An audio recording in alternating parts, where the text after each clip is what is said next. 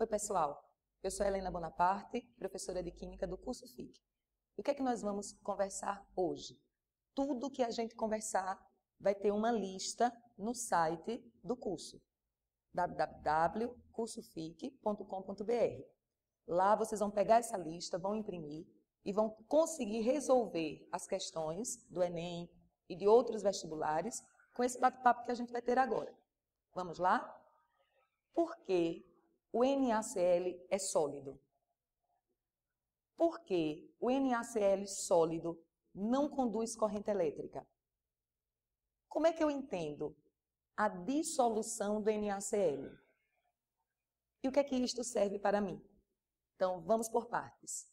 Primeiro eu quero que vocês conheçam a estrutura, como se eu olhasse e conseguisse enxergar a estrutura do NaCl.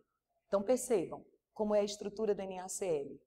Essas bolas são íons. Íons positivos, íons negativos, é um aglomerado de íons. Como são positivos e negativos, se atraem com muita intensidade. Por se atraírem com muita intensidade, os compostos iônicos, formados por íons, como NaCl, têm alto ponto de fusão, têm alto ponto de ebulição. Para você conseguir derreter cristais de NaCl, você vai precisar de uma alta temperatura de fusão. Então, veja que isso é uma consequência da sua estrutura. Então, essas bolinhas, esses aglomerados de íons que vocês estão vendo, estão bem juntos, forças eletrostáticas fortes, isso vai dificultar aí a sua separação. E por que não conduz corrente elétrica?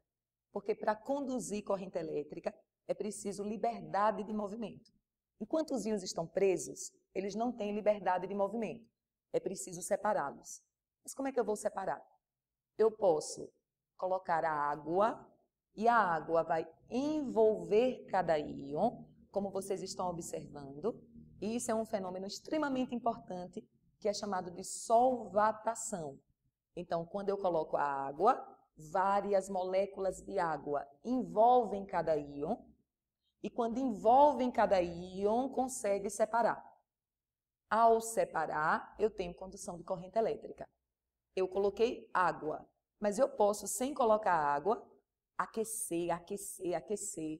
As partículas, os íons, começam a vibrar e se separam também.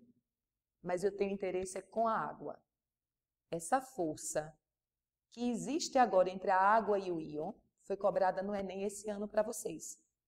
Essa força que existe entre a água e o íon se chama força íon-dipolo.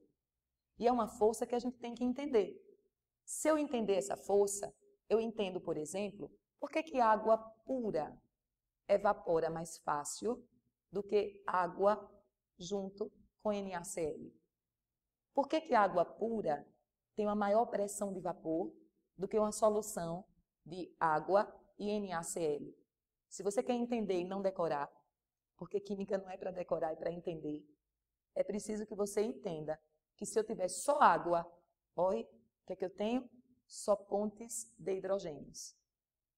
Agora, quando eu colocar um soluto dentro desta água, vai haver uma interação entre a água e este soluto, no caso da aula de hoje, entre o íon e este solvente, né, entre o soluto e a água, e essa força, íon-dipolo, vai fazer com que a água sinta mais dificuldade em evaporar. Certamente porque essa força tem uma intensidade maior do que as ligações de hidrogênio. Como a água vai ter mais dificuldade de evaporar, menor a quantidade de moléculas evaporadas e, consequentemente, menor a pressão de vapor em uma solução quando eu comparo com a água. Então, veja, gente, que quando a gente começa a entender as coisas que acontecem microscopicamente, um assunto vai puxando o outro. A gente consegue entender ligações, consegue entender pressão de vapor, consegue entender temperatura de fusão e ebulição dos compostos iônicos e começa a não decorar e sim conseguir fazer uma conexão entre os assuntos. Gostou? Gostou desse pequeno momento? Pois compartilhe, dê um like, se inscreva, porque a gente vai estar atualizando e fazendo diversas microaulas para que vocês possam entender e compreender a química como de fato ela é. Prazerosa, interativa, com conexões com o dia a dia. Obrigada pela atenção e até a próxima.